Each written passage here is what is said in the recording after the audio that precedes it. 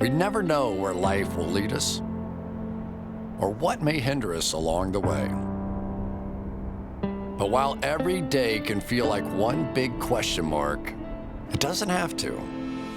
With the right insights, strategies, and solutions from Western and Southern Financial Group, together we can look ahead to leave the unknown behind. What's Pro Football Focus doing? Last week they had Brady. This week they got Brady. We're literally doing it differently from everybody else. As a matter of fact, moving forward from this point on, I will not make reference to PFF. Do you not understand that they are that way because you're Joe Flacco? And you just like to discredit things that people deserve credit for. That you can't possibly be expected to defend that. Talk about the game, Sam. So, who cares about what people think about us? Yeah, I like football season, and all the things that go with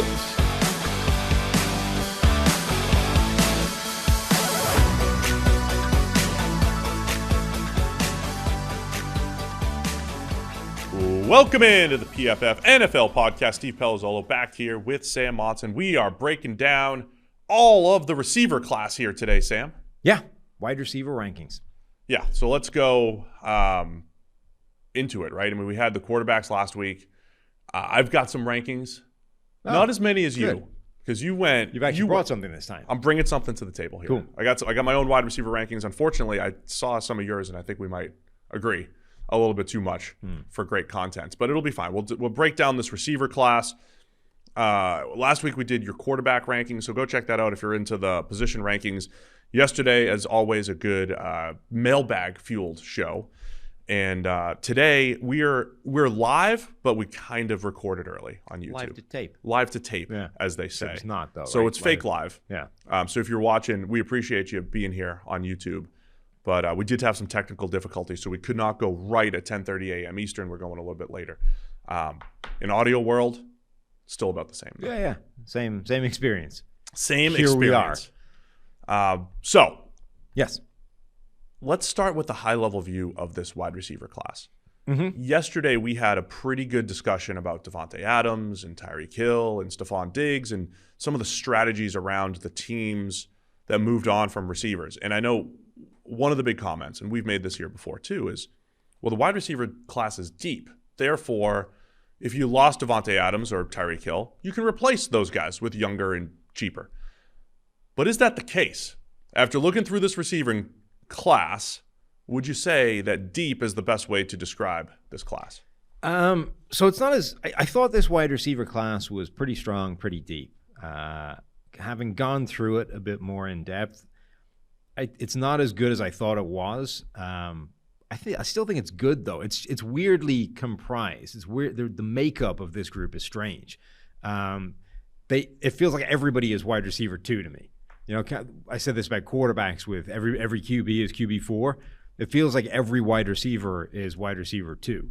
And when I was putting the rankings together, there's like 15 guys I want to put in the same area. You know, the bottom of the first round, top of the second round. It feels like where almost everybody belongs.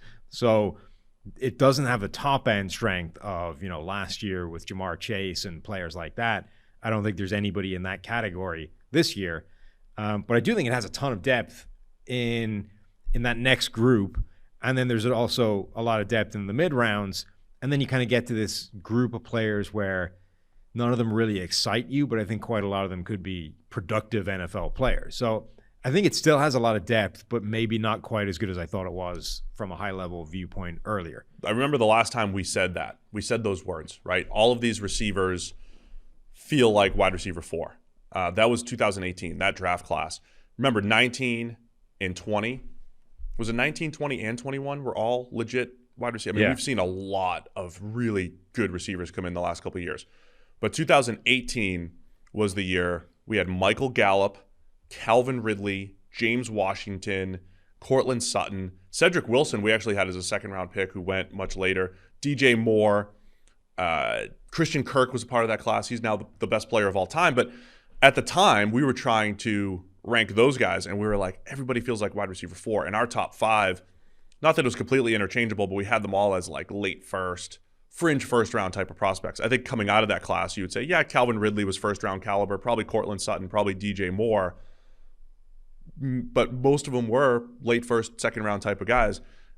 I think this class is a little bit better, but not as good as these last few years. It feels a lot like that draft class in terms of, we liked players like DJ Moore, but you're like, yeah, but he's not in the Jamar Chase category of receiver. And I think those things are both true. He's ended up being a very good NFL player, but he isn't Jamar Chase. He doesn't have that level of upside. That's what it feels like with this group, is that there's a lot of players I think that are going to be good, productive NFL players, but perhaps nobody that's going to blow your mind like a Justin Jefferson or a Jamar Chase, or nobody I think going to ascend to the real pinnacle of NFL receivers. All right, let's get into our rankings. But first, the PFF NFL podcast is sponsored by Western and Southern Financial Group. While you focus on your roster moves, Western and Southern helps advance your money moves. Buying your first home, planning to start a family, wondering how to make your money grow? Well, Western and Southern's playbook of life insurance, investment, and retirement solutions helps you rest assured on game day. Team up to understand needs and address goals with a game plan built just for you. Get started at westernsouthern.com/PFF. All right, wide receiver rankings. We do have the PFF draft board. As a reminder, it's kind of like our official draft board. It's fueled by Mike Renner and others, but Mike Renner gets the final say on that. And this year, we've been encouraged. Come up with your own draft board. Come up with your own rankings. So you have a top 27. I have a top 10. We'll at least go through the top 10, and if you want to rattle off your top 27 receivers that you've seen so far, at some point we can get there. I don't think we need to do that. Okay, but you've been grinding that receiver tape, which is great. So let's start at the top. Who is your wide receiver one? Garrett Wilson, Ohio State. In fact, I think the two Ohio State receivers, Wilson and Chris Olave, are 1-2 for me. The real departure here is that Drake London is our quote-unquote PFF's wide receiver one, Mike Renner's wide receiver one. He's the number 11 player on the PFF big board, the number one receiver, one spot ahead of Garrett Wilson. I have more reservations about Drake London than Mike seems to. Whereas you watch Garrett Wilson and Chris Olave, I don't really have problems with either of their game. Yeah, I look, as I said earlier, it's better content when we yell and scream at each other, right? People like that. Maybe our listeners don't, but it's better content when there's a little bit of disagreement. But I'm with you on both Ohio State guys, Garrett Wilson, Chris Olave. Trying to separate the two, though. What separates them? Like for me, I think when I watch Garrett Wilson, he does make a lot of things just look easy. Everything, right? From route running to just the way he catches the ball, the way he's smooth with the ball in the air. He makes everything look easy. And my note on Olave, I feel like Wilson's he has more X-receiver type of potential, right? He can beat press, be on the line of scrimmage, just win one-on-ones more. Olave can, but Olave feels more like the Z receiver, who's generally the guy that's going to see some slot snaps. He's going to be put in motion a little bit more. He'll be off the line of scrimmage.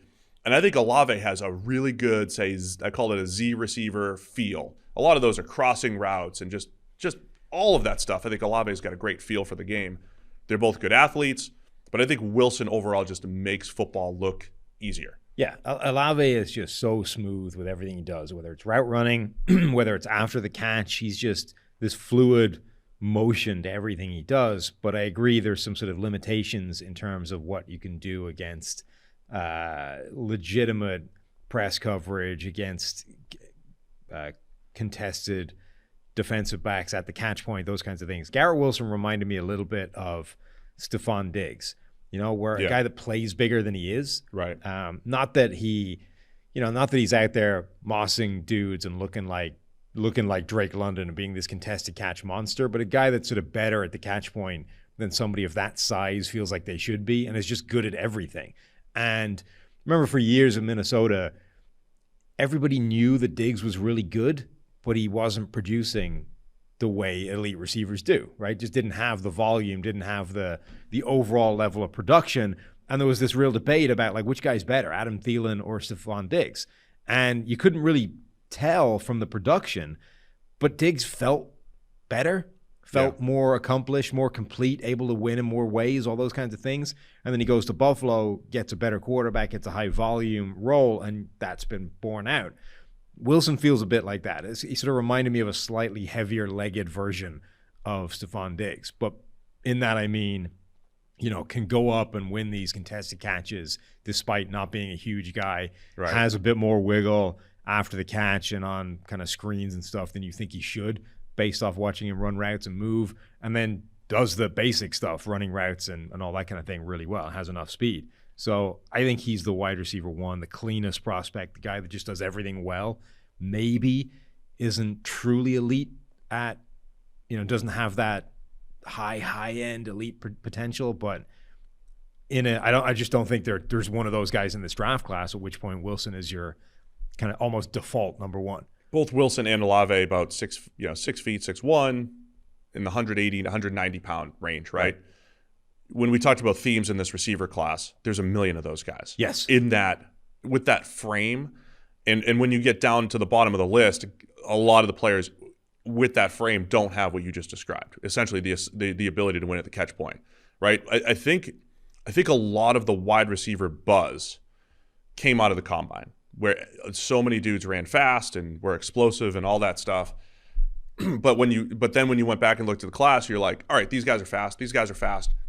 But if they have any sort of contact, they have issues. And I think Wilson, a little bit better than Olave in that respect, but both guys handle contact well enough. And it is such a physical position that you don't always see on TV, within the route, at the catch point, all of that stuff. Did you have any other, you mentioned a Stephon Diggs maybe comparison for Garrett Wilson. Did you have one for Olave? Nope. So I think Keenan Allen style is what I'm thinking about, but I don't know if he's as good as Keenan Allen. And look, people use Keenan Allen the same way they use Anquan Bolden.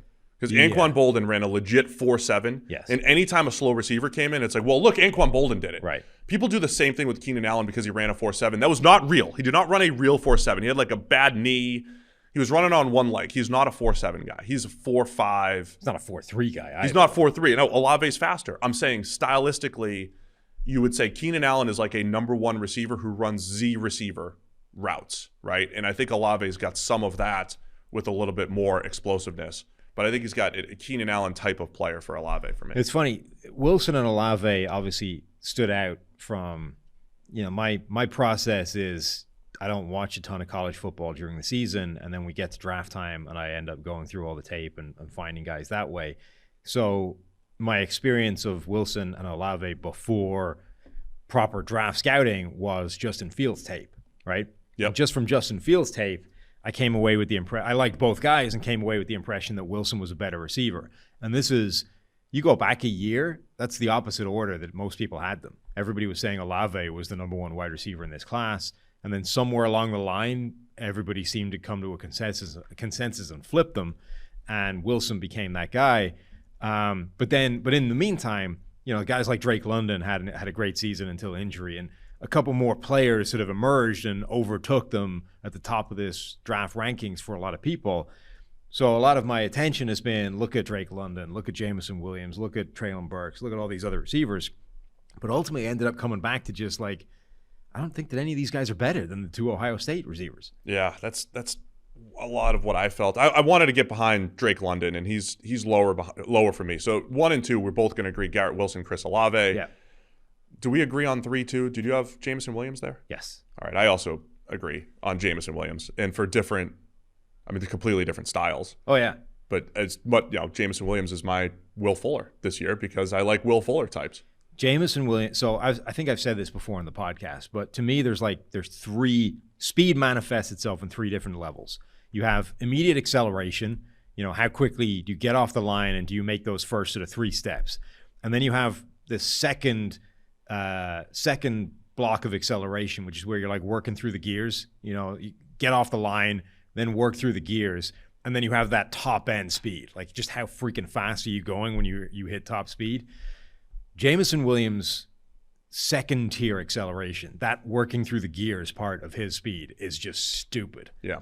So it might be the best I've ever seen. It's like Chris Johnson levels. You know, remember CJ2K or whatever he got called? Yep. Chris Johnson, that was his thing. That second tier of acceleration. Once he got moving and then started to work up through the gears, he would just fly past people at that speed.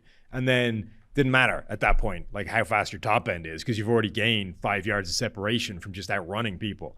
That's what Williams does so well. He gets off the line, and then as long as he avoids contact in that second area, he just burns people. It's ridiculous speed. Yeah, I think the second gear is what makes him special. But to your point, I think he's got every gear pretty well. Sure. I mean, he's fast across the board, but like that's the level where his speed is absurd. That second level of acceleration where you're just working your way up the gears and getting to your top speed, he does that faster than anybody else. I want to, while I'm explaining, I think what my take on Jameson Williams, I pulled up last 3 years receivers. I don't know if you want to do that, because I think it would be an interesting exercise to say, where would some of these guys rank, or where would previous years guys? I pulled up 2019 to 21 draft class. So the Justin Jeffersons, AJ Browns, Jamar Chases, CD Lambs of the world. I don't know if any of this year's class would be ranked above the best receivers from the last 3 years. Certainly not last year. I mean, none of these guys are in the Jamar Chase, Devontae Smith. Maybe you can make an argument that I was lower on Waddle than a lot of people. But I think you can make proxies for Jalen Waddle and Jameson Williams. I think there's a proxy for Devontae Smith and Garrett Wilson. I think you could say there's Garrett. A proxy, but I think Devontae Smith is a better prospect. Yeah, I mean, we'll see. So go I ahead. want to make a point with the Jameson Williams thing. Sure. Because the speed is obviously the thing that jumps off the tape. It's his calling card. It's what everybody's going to talk about. It's the thing that you're going to hear endlessly about Jameson Williams. That's all I'm going to say, Sam. Of course, because you're a simple man, Steve. I am. Very, there's not a lot of layers to the Add some layers for me then. So what I really like, he understands how to work defensive backs' blind spots, right? And you see that a lot when you see people talk about that quite a bit, and you see it on tape as well, where you're accelerating towards a DB. There's a lot of things you can do as a receiver to basically get open by making him lose you, right? If you make a DB turn his hips, if you can get behind him, if you can get into his blind spot, then you can basically do whatever the hell you want, and he can't know until he relocates you what you've done. So Williams is really good at getting into a DB's blind spot and causing him problems, which he doesn't need to do because of his speed. Like, this is what's impressive about him, is that he has this level of understanding of how to work that, which he has had essentially no reason to learn, because he's so fast he can just run past people. So the fact that he's taken the time to develop that part of his game and to actually grasp this significant, deep understanding of how to cause DBs problems just through losing them, I think is a really valuable thing, because he's going to get to the next level, and there are going to be faster players, and the level of everything is going up in the NFL, so that's going to be valuable. You're not going to be able to just run past everybody at the NFL level the way you were in college. So I was massively encouraged by the sort of sophistication that he has that slower players, have to develop, because they can't just run past everybody. The fact that he's done that at that speed is hugely encouraging. So you think there's a little bit more nuance to Jameson Williams' game besides speed? Yes.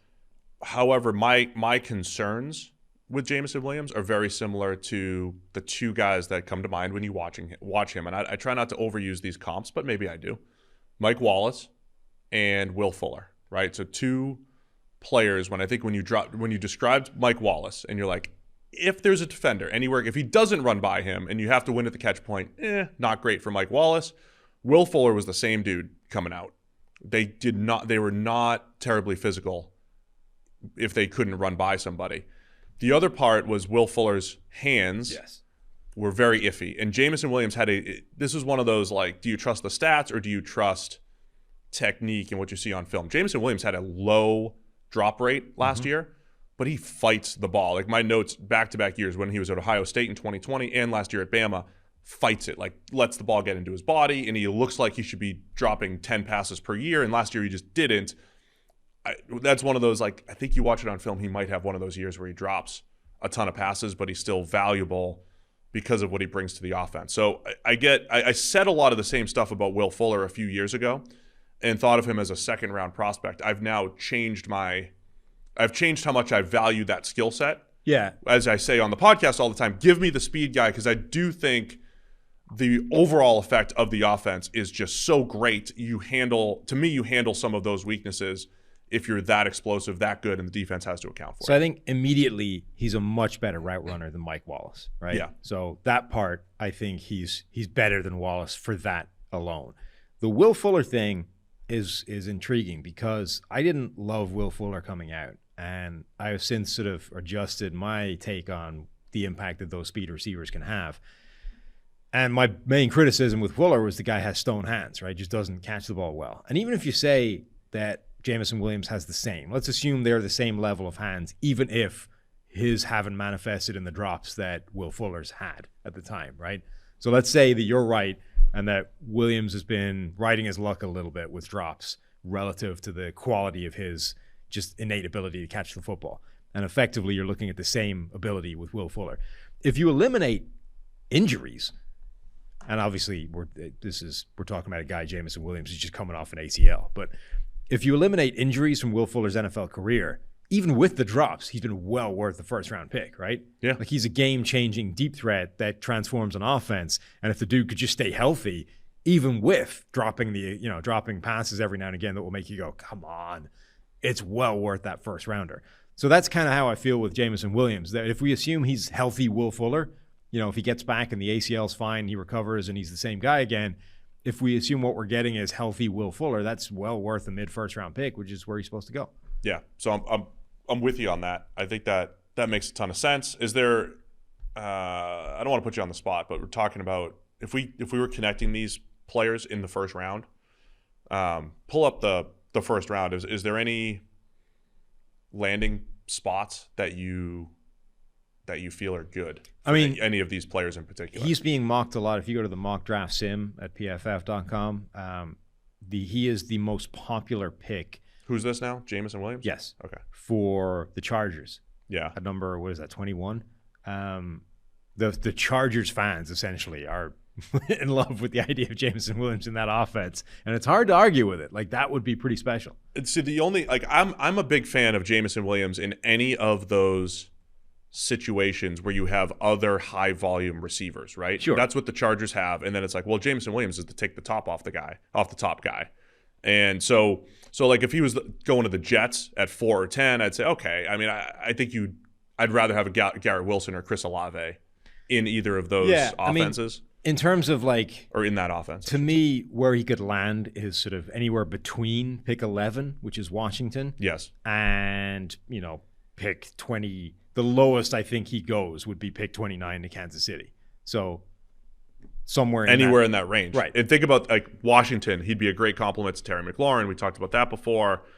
I mean, imagine if Baltimore grabbed him and it just here's speed everywhere, right? On Baltimore's offense. Philadelphia with one of their 2 picks. The Saints with Michael Thomas, if he's still there, if the Saints keep their couple picks. He fits in a lot of places here. The Chargers pick 17, not 21. Chargers pick at 17. Yeah. I think that. I mean, that makes a lot of sense. That it's one of those picks where, Devin Lloyd going to the Eagles, and one of those picks is like one of the most popular team player connection at a specific spot in the draft. Jameson Williams at pick number 17 to the Chargers makes all the sense in the world. And if you're of the belief, kind of like we are, when you're building your receiving core, build it like the basketball team or with all different styles, you'd have the Chargers, Mike Williams, big-bodied contested catch guy, Keenan Allen, unbelievable route runner, Jameson Williams, speed threat. I mean, you don't get better and more diverse than that group there. Yeah. So do you have a Garrett Wilson or Chris Olave fit anywhere? I like Wilson to the Jets. Yeah. I mean, they fit in any offense. So where whoever needs a receiver, grab one of those guys, you'll be happy. Jets, Falcons could be in the top 10. I wonder if these dudes end up falling into the teens. Like if CeeDee Lamb fell to 17, I think CeeDee Lamb's the best receiver in this group too. Oh, absolutely. I don't know that any of these guys are necessary. None of them are worth a top 5 pick. I think I could be convinced that you could take Garrett Wilson in the top 10 and be okay with it. And I say this as like I thought CeeDee Lamb falling to 17, I thought was ridiculous. Right. Like he should have gone top 10. So I can see a case for Wilson going in the top 10 but he would be the only one, I think. All right, so we're in agreement on our top 3. Garrett Wilson, Chris Olave, Jameson Williams. We are at least different from most people, including Renner. We are different from That's where Renner, our different from most disagreement people. Our friend Dane Brugler's draft guide just dropped today. Let's compare to his as well. He's got, he calls it the Beast, this draft guide, because it's 288 pages. 288? But of like really small type. It's like a quarter of the length of some other draft guides I've seen. I know, but it's really small type. If you compared word count, I think Dane wins. But he also has Garrett Wilson number 1. He has Jameson Williams number 2, Drake London number 3, and then Chris Olave number 4. So this is where you and I are going to differ a little bit. I'm going Drake London number 4. You have someone else. Yeah. Let's do the Drake London conversation. Let me bring up an email that we got that we didn't read out yesterday. Yeah. You tried to read it out before I pointed out that it was going to be for this show. Do it. So we had an email from somebody called Corey. Gents, do this exercise, please. Number 1, list out how many current NFL wide receivers that you consider to be wide receiver 1s. Could be as little as 3 or as many as 15 to 20. Circle the ones you would consider to have below average speed for outside wide receivers. Assuming you circled only 1 or maybe 2 out of the whole list, then consider how Drake London could be considered wide receiver 1, even if Renner says his speed is 3 out of 10. Side note, will Chris Olave be the Justin Jefferson of the draft, where he goes after the other wide receivers, and then halfway through year 1, everyone agrees he was the best because his route running is elite? Thanks, Corey. Will who, did he say? Will Chris Olave. So we did yeah. the Olave thing already. He could easily, we have him number 2 in this draft class, right. So we think he's better than a lot of people do. Anyway, therefore, yes, he could easily be the best wide receiver of this draft. Done. Drake London. Speed is the concern. Yeah. And he's not run yet because he had that ankle injury, and he's not putting that to bed anytime soon. I think he is going to run, right? He's going to have a 40 before the draft, I think I read somewhere. But either way, right now, speed is his question mark, and we are back to this world of talking about a receiver whose primary calling card is contested catches. Yeah, and so I try to go back, and you don't want to overrate. Let me just say this first. Receiver is I pound the table for like when we're looking at edge defenders to like trust the data as a really good baseline. Receiver is not at the same level. Data is very difficult to just use it in isolation to project receivers. Let me just start with that. So I am far more inclined to trust the consensus, right? So if I'm an NFL GM, I'm going position by position and I'm saying, let's use the data as a baseline for defensive linemen and offensive linemen and then evolve off of that. With receivers and corners, the data is a lot harder to use. I would start with a baseline of almost like consensus scouting and then, kind of use that as a foundation. So personally, I'm trying not to overrate my own previous takes because those are small sample sizes. But I'm trying to go back to like my big receiver evaluations through the years. I think A.J. Brown and DK Metcalf are kind of different because they were just explosive, ridiculous athletes, right? When I watch Drake London, the guys that come to mind, Cortland Sutton is a guy that comes to mind who is big and moved well and has worked out. But we've also been burned by other big guys like, say, I don't even say burned, but you have like a N'Keal Harry who's a big. You have Hakeem Butler. Dude. Hakeem Nicks was really good. I'm struggling with names lately now that I'm 40. Yeah. Hakeem Butler. You don't even have CTE to blame. No, I don't. Us former football players.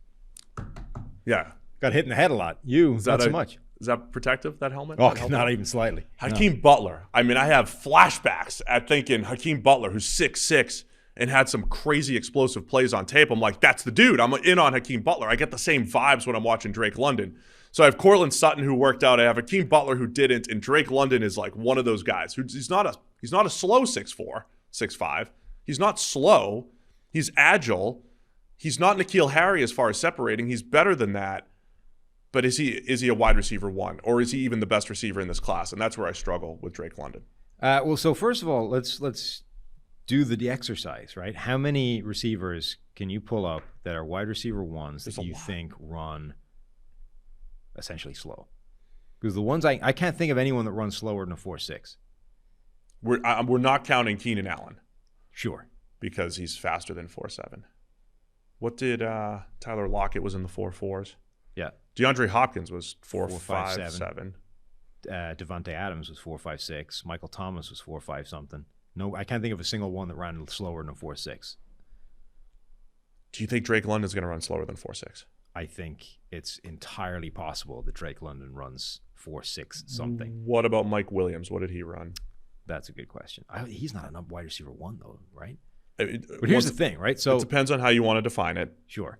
But his point is, if you define a guy that's slower than average, right? So a 4.5, I mean, I can look this up in Ultimate. I know, a mid 4.5 puts you somewhere in the 40th-ish percentile, right? For wide receivers. Yeah. So if you're saying that is your cutoff, like if you're slower than a 4.6, that's not even what we're like. That's not even below average. If his speed genuinely is a 3 out of 10, which I think is probably harsh, but if it is a 3 out of 10, as Mike Renner puts it, we're talking about a guy that's running a 4.7. And if he runs a 4.7, I'm not using Renner's approximation. Renner, So Cooper Kupp was over 4.6. If YouTube has taught us anything, it's that Renner is great at being able to ballpark where people are going to run 40s. Oh, dude, yeah. How do we even let him put numbers to somebody's speed? He does he's got to fix Breece Hall's 3 out of 10 speed. He ran a 4.38, 4.39. Yeah. Not to call Mike out, sorry. I mean, look, he said he thought he Laquan Treadwell's your other. he thought he himself could run a 4.6, and that didn't work out so well. So you got to add 0.2 to everything. Mike Williams was in the 4.5s. Okay, so I used my filter, 4.6 or higher. Highest graded receivers over the last 4 years who ran 4.6 or higher. You ready? Cooper Kupp, Okay. but he had better game speed. True. As we know. Jarvis Landry, Okay. Yes. Jacoby Myers, Uh-huh. Deontay Johnson. Okay. Now, these are completely different body types. Sure. And then Auden Tate is the closest body Right. type to Drake London. I think Drake's more agile than So Cooper Kupp is the Auden only guy who's become a quote-unquote wide receiver 1, and even he operates in the slot an absolute ton. Let me use 4.55 as a cutoff here. Okay. See what that looks like. And this is best 40 time at So Combine. that's going and to Pro Day. eliminate a lot of those guys. Yeah. The Devontae Adams and I think those guys got faster at pro days and things. Yeah, so it's whatever their fastest time was. Right. It's loading, so give us a little bit of okay. time to talk. Yeah. But what do you like? Okay, So I guess with here's our rankings though. If you use 4.55 as a cutoff, Yep. immediately you add Michael Thomas, DeAndre Hopkins. You got Cooper Kupp, who I said, Keenan Allen because we're technically working off whatever he ran. Yeah. Did he have a better time then between 4.55 and 4.6? Who? Keenan Allen, because he wasn't in my first filter. He's in the second one. Maybe. Anyway, Hunter Renfrow, Jarvis Landry, Jacoby Myers, Yeah. Kendrick Bourne, Deontay Johnson, Danny Amendola. The point essentially is well taken. That if Drake London is going to run in the high 4.5/4.6s, to be the number 1 wide receiver in this draft class would be a hell of an outlier achievement. And you'd have to be as good as Michael Thomas, DeAndre Hopkins at what they do. Yeah. Which is all the underneath stuff, catch point. Hopkins does everything really well. And my problem with London is every time he reminds me of somebody, and I've been watching his tape, and he really reminds me of somebody the way he moves. And I can't quite put my finger on who it is, but the people that I keep coming up with that are close, are not great players. Yeah. They're not bad players, but they're not great players. So the two guys that he's reminded me of the most are Plaxico Burress, back before he shot himself in the leg, and Obviously. Who was the other guy I told you yesterday? The Tampa Bay Bucks dude. You didn't tell me anybody. I did. Vincent Jackson? No, come on. That's a Let me scroll back in the messages and find it. which Bucks? The old Bucks guy that had like one good year and then disappeared. Michael Clayton. Big Yes. Michael Clayton. Yeah, Michael Clayton. So those are the two players that he's reminded me of the most, which isn't tremendously encouraging. Like Plaxico was a good receiver for a while, but again, like not amazing. There's enough about Drake London where you're like, I don't know that I can get on board with this as wide receiver 1. Now, where I do think he's different. So, if you're listening to this, it would be easy to equate Drake London with N'Keal Harry, who we never liked, didn't like at the time, didn't think he was going to be great, had massive reservations about it. Look, if you're coming out here saying he's a contested catch monster and he can't separate, we're going to have some problems. Lo and behold, N'Keal Harry is not very good. We're vindicated. We're doing victory laps, blah, blah, blah. Drake London's different. He isn't N'Keal Harry. One, he separates better than N'Keal Harry ever did. Right? There's plenty of plays on Drake London's tape where he is open. Two, I think the way he wins at the catch point is different. N'Keal Harry basically waited for the ball to arrive and then just went and mossed a dude because he was bigger, stronger, and could just go and win at the catch point. Drake London reacts and adjusts to the ball in the air as well as any receiver I can remember seeing. And I don't just mean like when it arrives, he's able to go up and adjust to it better than a corner can. But as soon as he reads the ball in the air, and this is the difference, like he's able to read where the ball is going to go, read the trajectory and the landing spot of the ball really fast.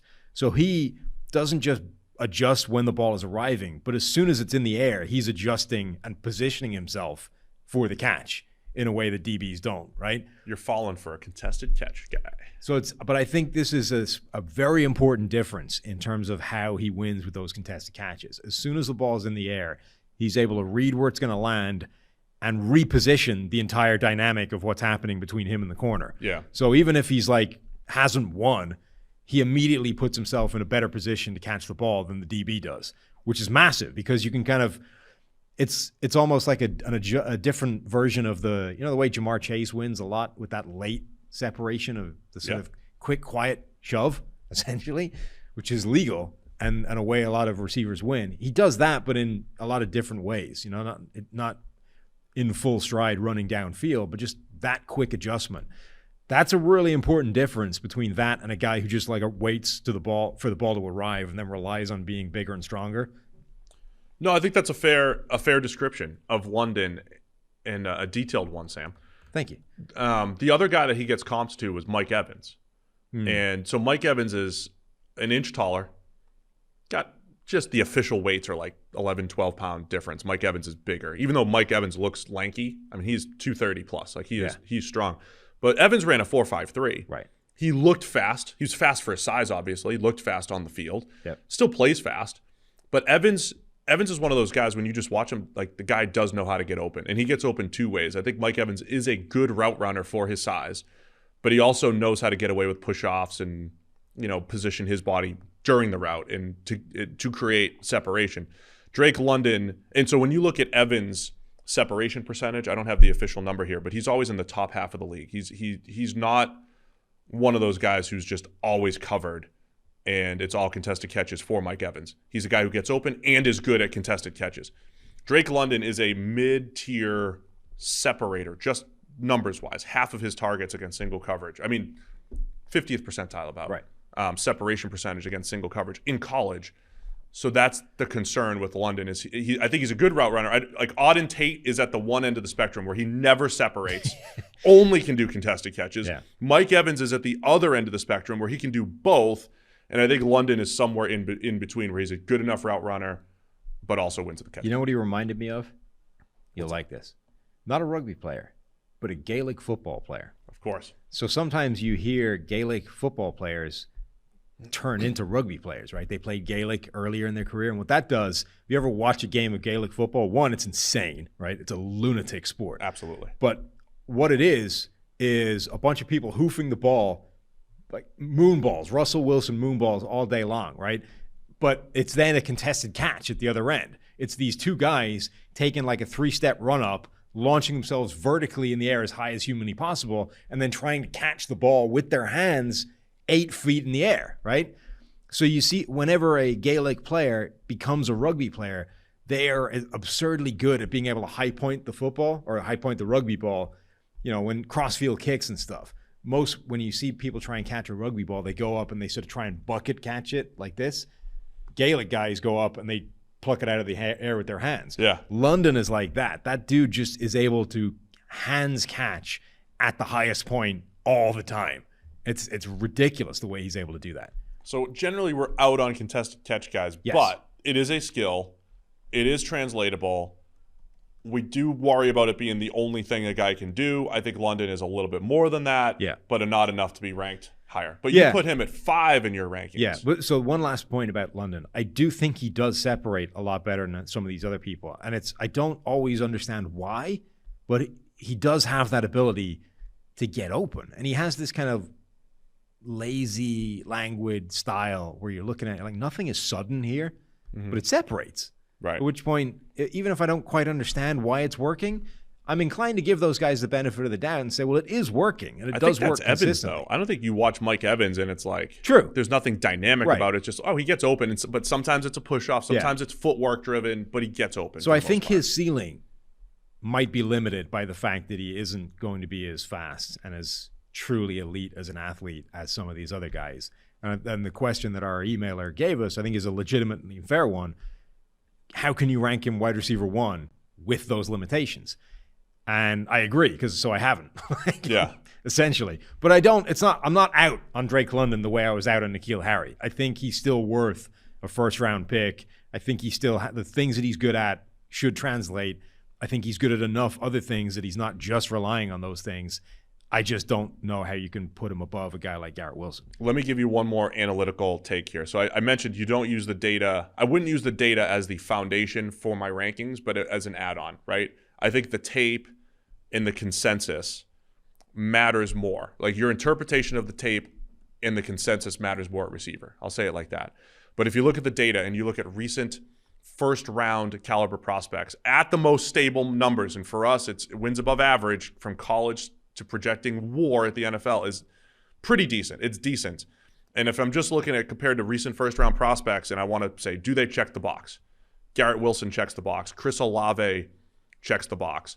Jameson Williams doesn't unless you adjust it for just the year that he was a starter, which still kind of matters, right? So Jameson Williams kind of checks the box. He doesn't in part because he didn't get the playing time playing behind the Ohio State guys.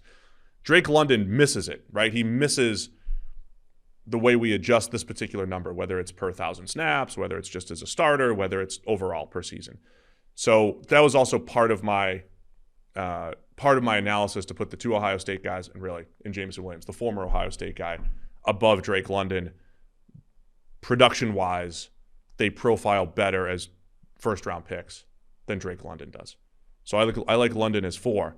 Now the interesting thing about your number 4, I'll tell you about it in a second, but we gotta get to our friends over at Manscaped, the only true guaranteed quality pickup this season. It is Manscaped, the leaders in below-the-waist grooming.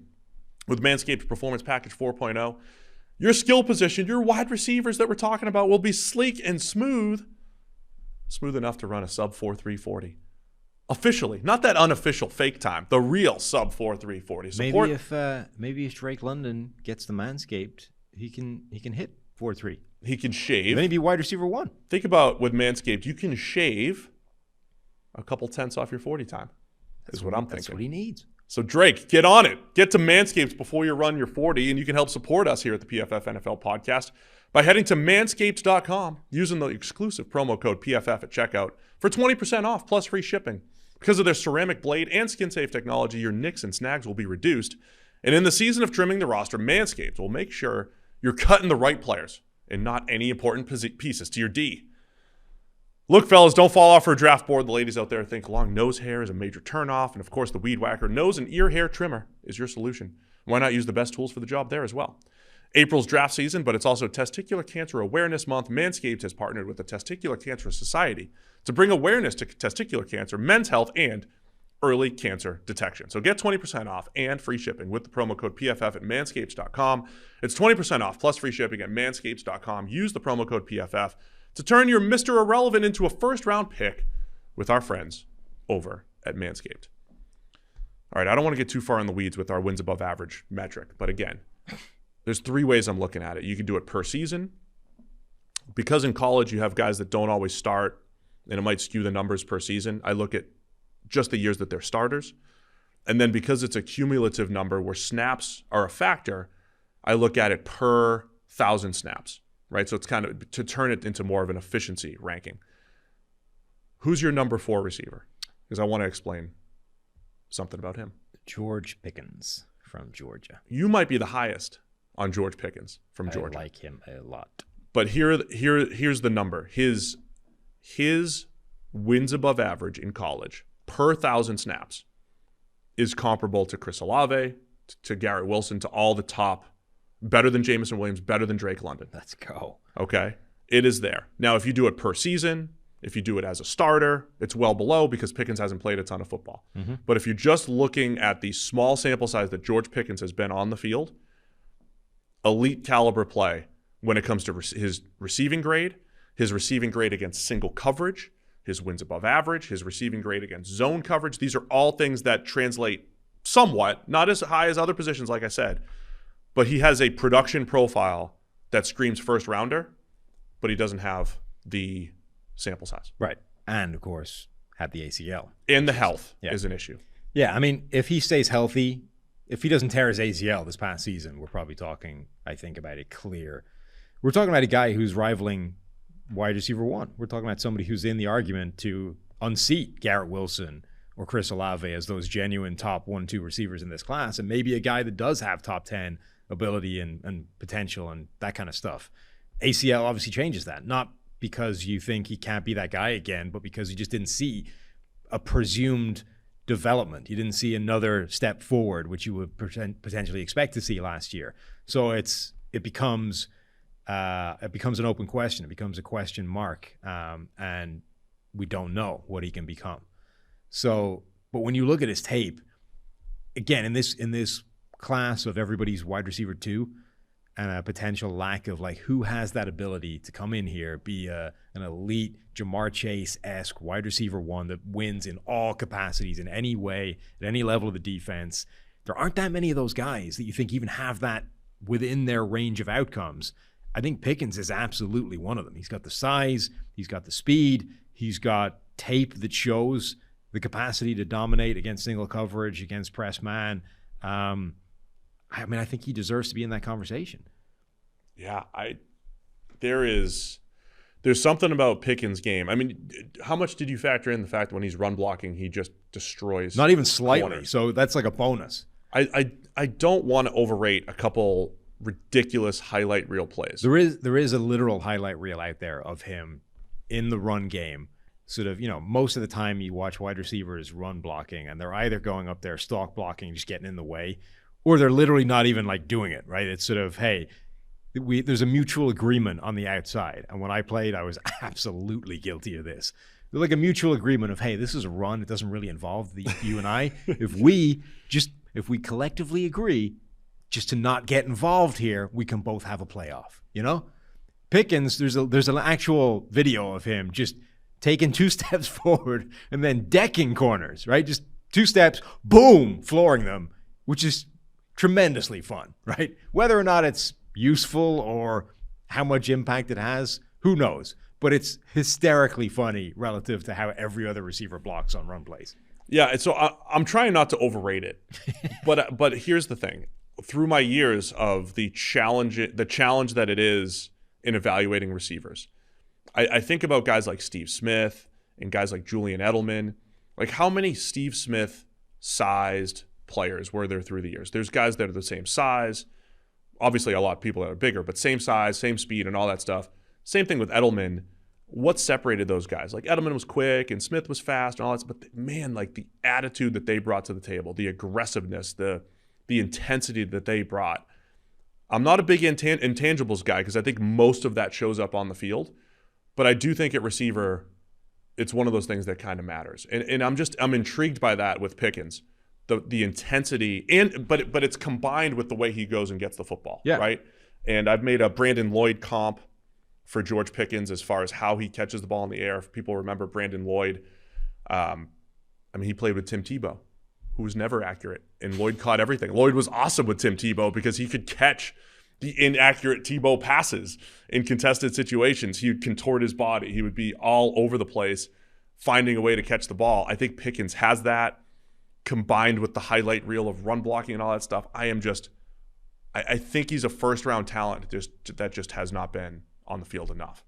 Plus an injury concern. Yeah. But the same injury concern maybe that Jameson Williams has. Pickens has already come back, but it's similar.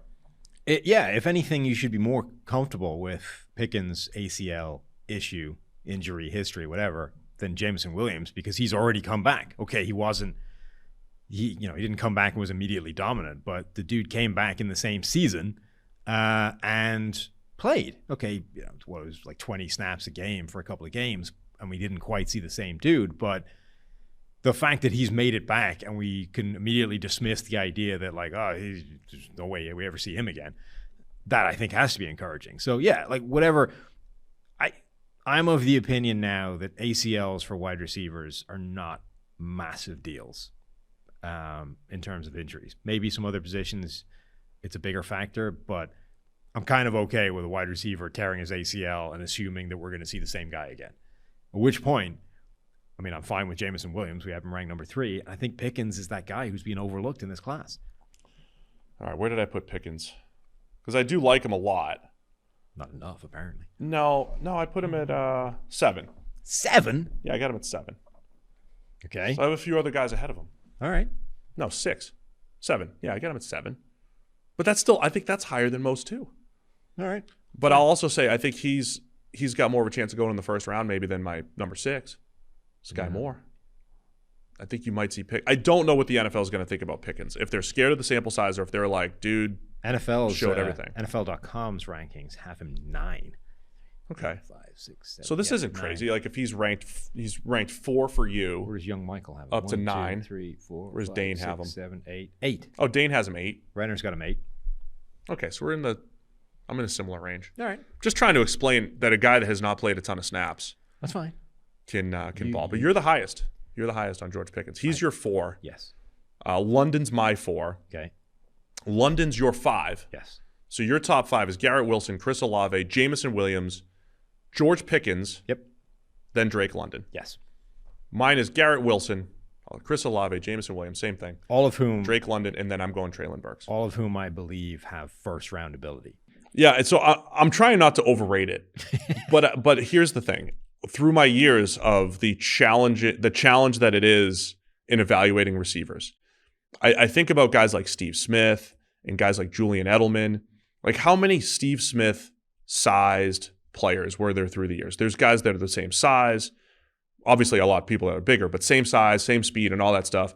Same thing with Edelman. What separated those guys? Like, Edelman was quick and Smith was fast and all that stuff. But man, like the attitude that they brought to the table, the aggressiveness, the intensity that they brought.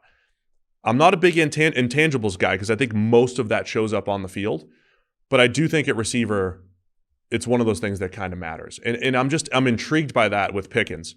The intensity, but it's combined with the way he goes and gets the football, right?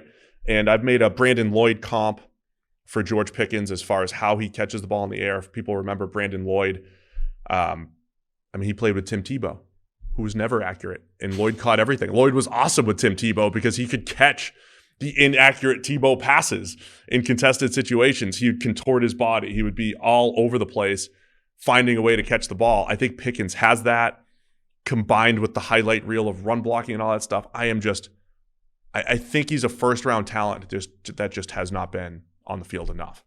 Plus an injury concern. Yeah. But the same injury concern maybe that Jameson Williams has. Pickens has already come back, but it's similar. If anything, you should be more comfortable with Pickens' ACL issue, injury, history, whatever, than Jameson Williams because he's already come back. Okay, he didn't come back and was immediately dominant, but the dude came back in the same season and played. Okay, it was like 20 snaps a game for a couple of games, and we didn't quite see the same dude, but the fact that he's made it back and we can immediately dismiss the idea that like, oh, there's no way we ever see him again, that I think has to be encouraging. So yeah, like whatever. I'm of the opinion now that ACLs for wide receivers are not massive deals in terms of injuries. Maybe some other positions it's a bigger factor, but I'm kind of okay with a wide receiver tearing his ACL and assuming that we're going to see the same guy again.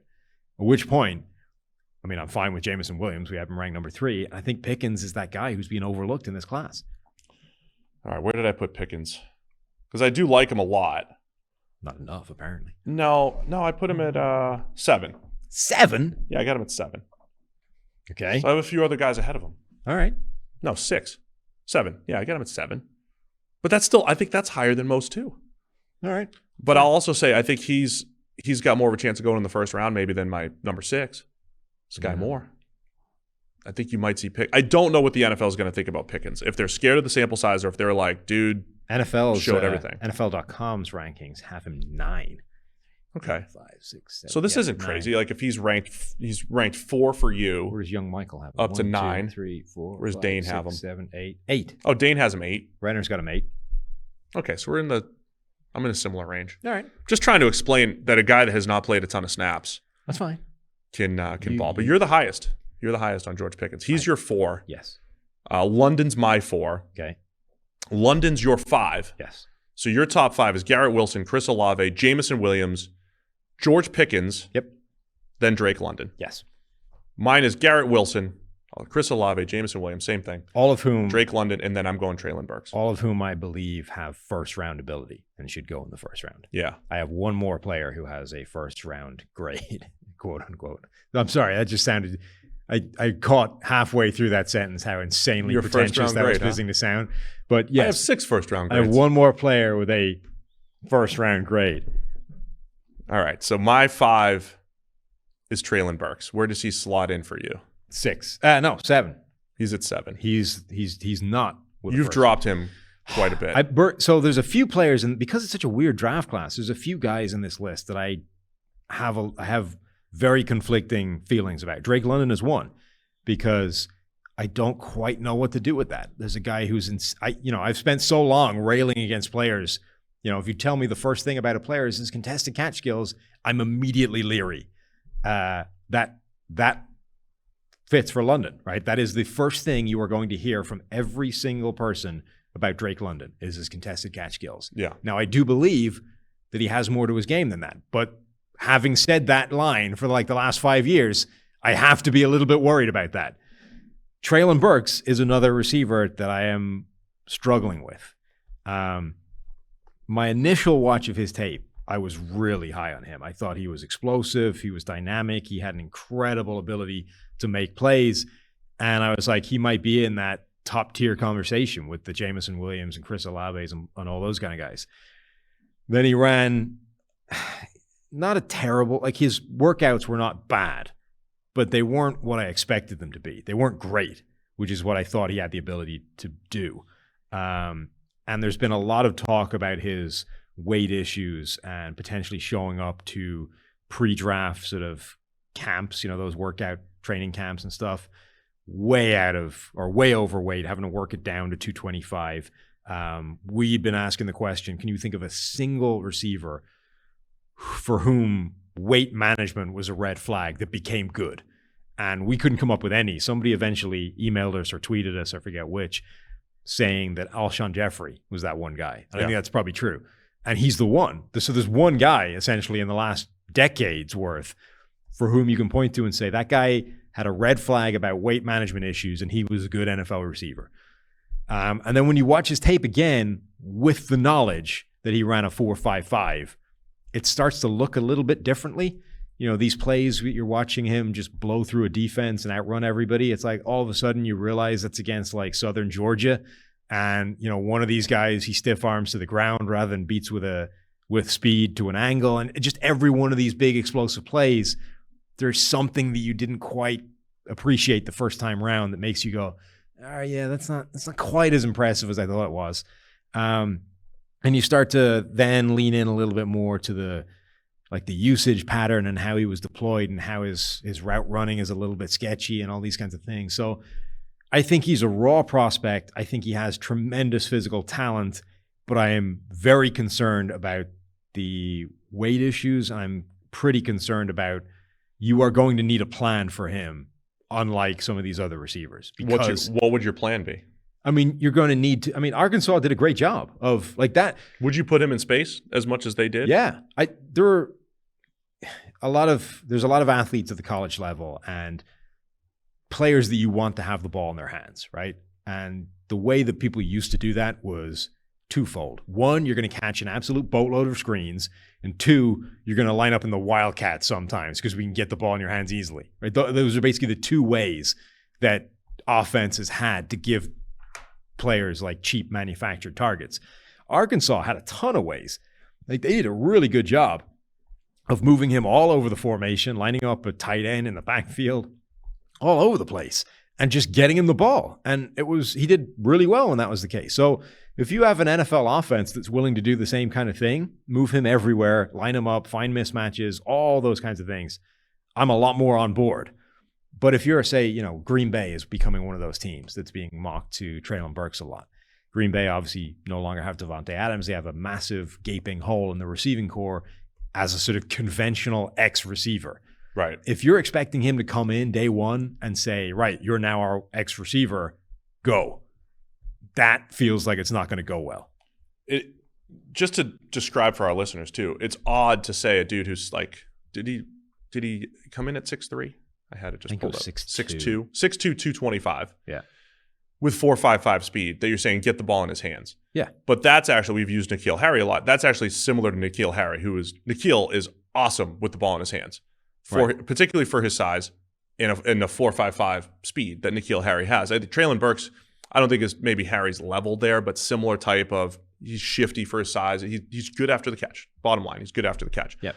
I think Burks is a better route runner, but there's work there. He's not as good. The contested catch thing for Burks is interesting to me because he's got some really good ones on film. There's other times where the thing you described about Drake London, about body positioning and balance, and just you described Drake London as like a rebounder in basketball. Yeah. Rebounders know where the ball's going, they anticipate it, and they position their body. And I think Burks looks horrible at that sometimes. Just his balance and his ability to adjust. And then other times he looks incredible. Oh, the best comp ever for Drake London. You know who he is? Dennis Rodman? Yes. I used that one already. Dennis Rodman. I used that one last year. Who had no earthly reason to be as good as he was at rebounding based off his size, right? Yeah. But had that innate ability to immediately know exactly where the ball was going to bounce to and get himself there. I think I used that for Kyle Pitts last year, though. Well, that was just silly. Because he caught everything. He just got to every ball. That was a terrible comp for Kyle Pitts. But it's a good one for Drake London for this specific skill set. All right, so Drake London's Dennis Rodman. Yeah. Who's a second-tier rebounder? That's Drake London. If Dennis Rodman could run routes, yes, it's Drake London. Basically the same guy. But I struggle with Burks, again, just to compare to, say, George Pickens. George Pickens, if I'm going to compare him to Brandon Lloyd and their balance and body control, I don't think Burks has that. I don't know if I'm missing something there. I don't think he has that consistently enough. No. But if you just looked at Treylon Burks, like contested catch highlight reel, you'd be like, oh, that's really good. He has the ability to make spectacular catches, to do spectacular things at the catch point. It just doesn't happen as consistently as you would want to see. So I don't know that it's a massive strength of his, but he's going to make some highlight reel plays in that area. And he's got a little bit after the catch. My other concern, a lot after the catch. What's that? A lot after the catch. A lot after the catch. My concern with Burks is a lot of like short area route running. His route running isn't good at all. Yes. So that's the thing when you're talking about these guys.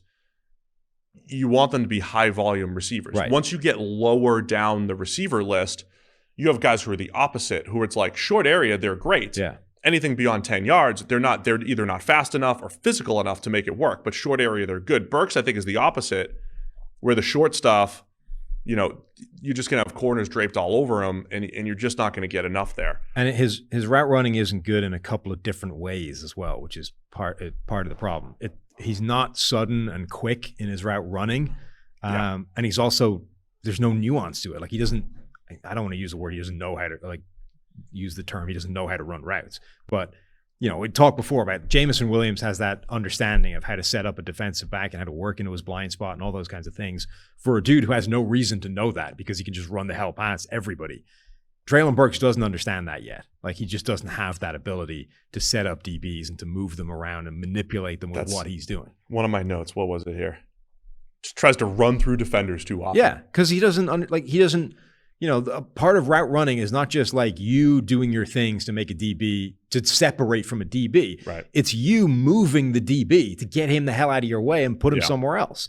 And Burks doesn't understand that yet. So if the DB hasn't just moved voluntarily, you're going to get a lot of plays where Burks just ends up like running into him as part of the route. That's why I think when you talk about the Packers, the next guy on my list is Sky Moore, who's a different body type, different style, speed, quickness. If they doubled up on both guys, right? If you did get Treylon Burks plus Sky Moore, then it's like, okay, but between those two guys, you have enough skill set to improve that receiving core greatly. I mean, this is why I love, like, if you told me that Dallas was going to draft Traylon Burks, all for it. Because all of a sudden, Dallas, it's like now he's number 3 behind CeeDee Lamb and Michael Gallup. Yeah. And there's he can just be a freaky athlete and go make some plays. 100% all on board for that. But if you're telling me Green Bay is going to draft him as like the primary replacement for Devontae Adams, like he's almost the opposite player of Devontae Adams. Adams started off his career as like, first of all, he had the best release package in the NFL. Then he just became the best route runner, period, in the NFL and kind of added the other elements to his game off the back of that.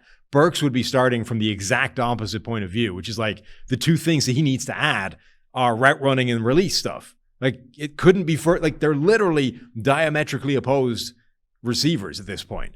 So I would not like him as the primary replacement. But Sky Moore is he's the guy that I would have as number 6 ahead of Traylon Burks by one spot. I want to add one more thing on the analytical side that probably doesn't matter a ton.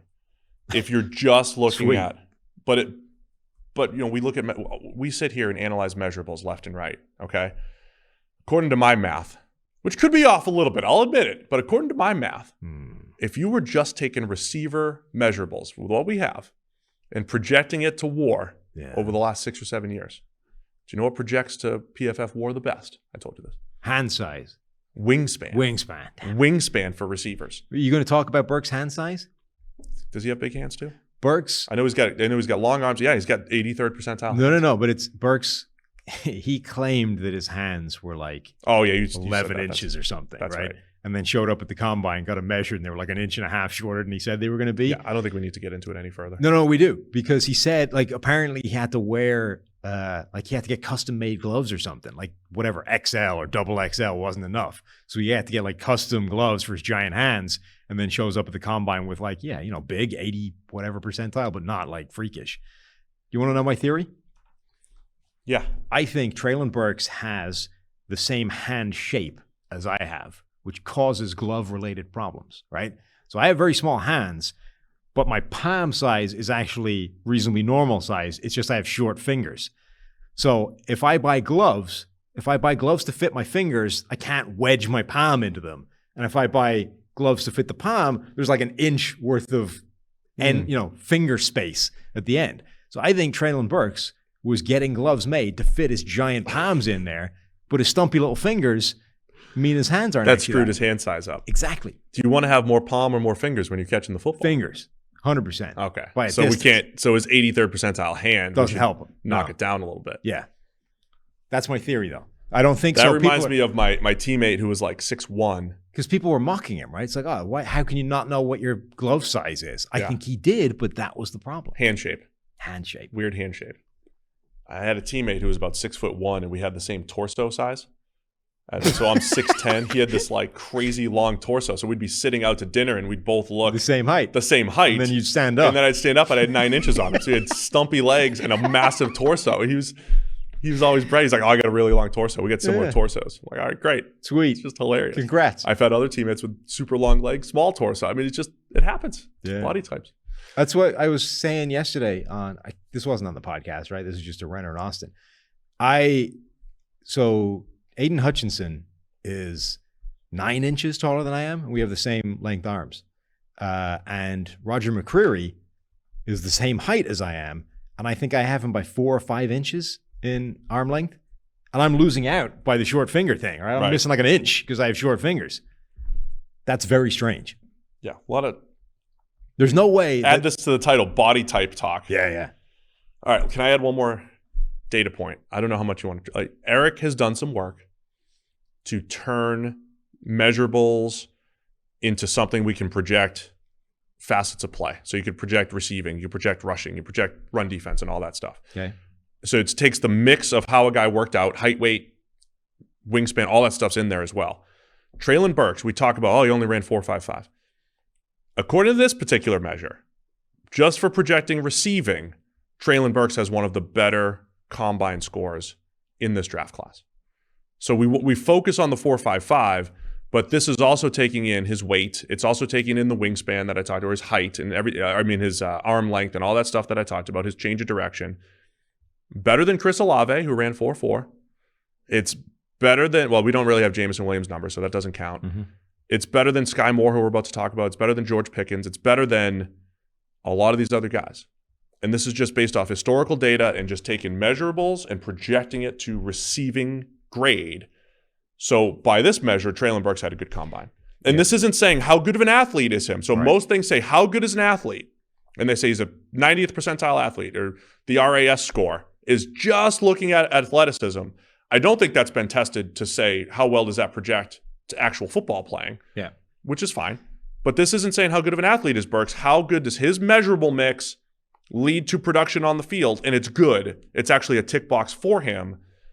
And I think that's an interesting thing because we've been viewing it the other way because we focus on 40 and he was underwhelming and maybe it doesn't match the game speed and maybe Burks ends up becoming a little underrated. But I like your point of fit matters. Yes, huge. And if he's the wide receiver 3 in Dallas rather than wide receiver 1 in Green Bay, that does change a lot. I think it matters massively. I agree with all that, and sure. Burks to me has like one of the broadest range of outcomes of any of these top prospects. And it's going to sound like I'm really down on him, and I think it's because I started off sort of higher in my own mind and then brought myself down. So everything recently has been negative to counter the kind of initial optimism.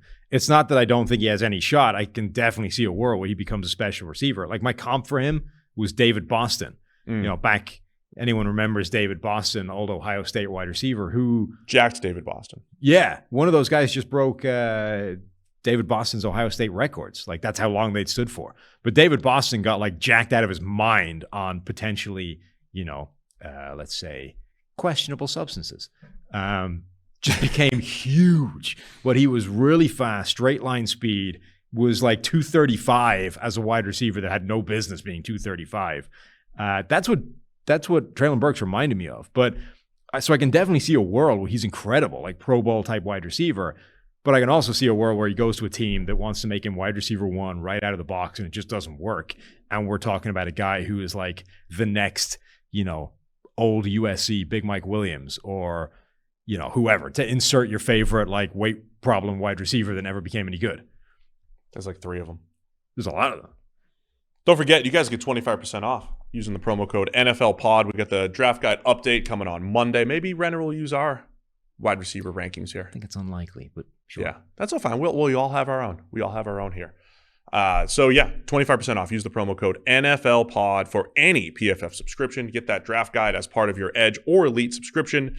Of course, you get all the grades and stats. You get the unlocked mock draft simulator.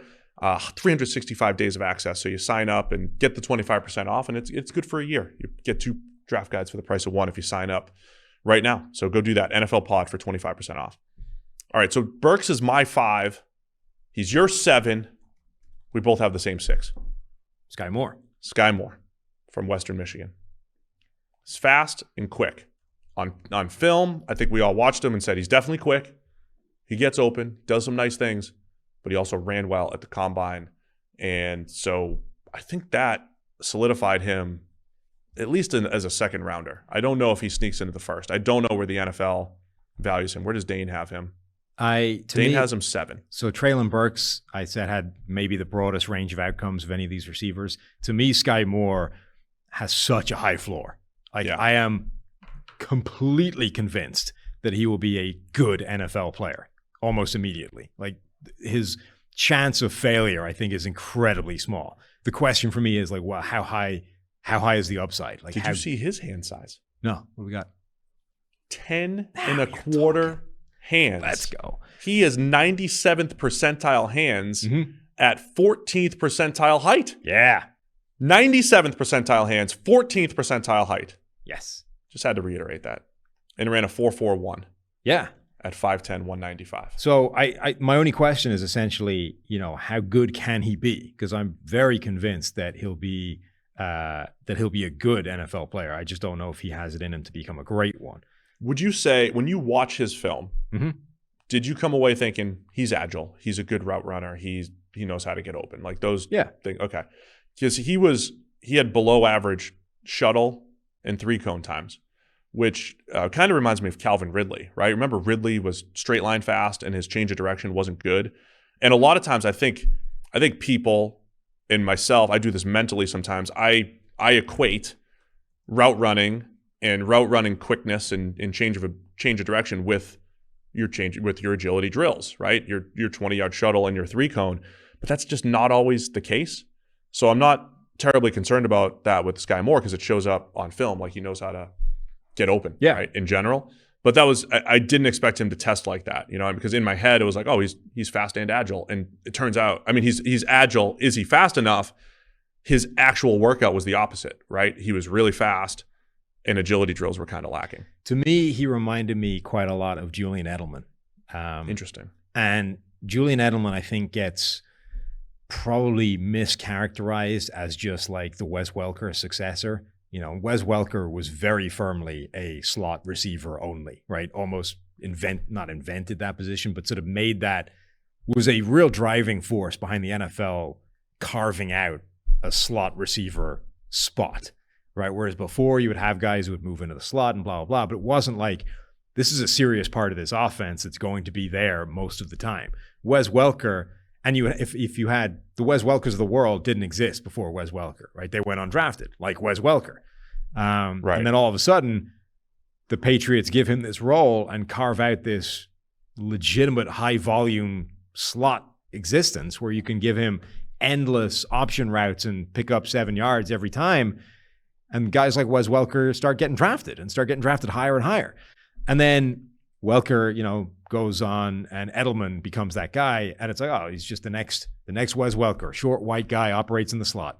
But Edelman worked on the outside. He could win outside as well. He wasn't just a slot receiver only. And that's how I feel about Sky Moore. I think he can be tremendously successful in the slot, but I think he can also win outside the same way Edelman did and has a lot of the same skills in terms of great footwork, understands how to get open, as we said, doesn't necessarily do it with, freakish quicks and short area quickness, but just knows how to set people up and run his routes and get open. Just firing up some of his tape right now. Got my cowboy here. Yeah. Because again, it's not so much a footwork thing. It's I think what he does at the top of the route to set up the DB is really good. Yeah. And he knows how to use leverage, and it's not so much taking DBs where they want to go, but setting them up so that he can get to where he wants to go. Whatever. Sky Moore knows how to get open. Yeah. Now the question is, with the other group here, so he's not as big as any of these other guys. He doesn't have the imposing physical ability of a Drake London, a George Pickens, or a Treylon Burks.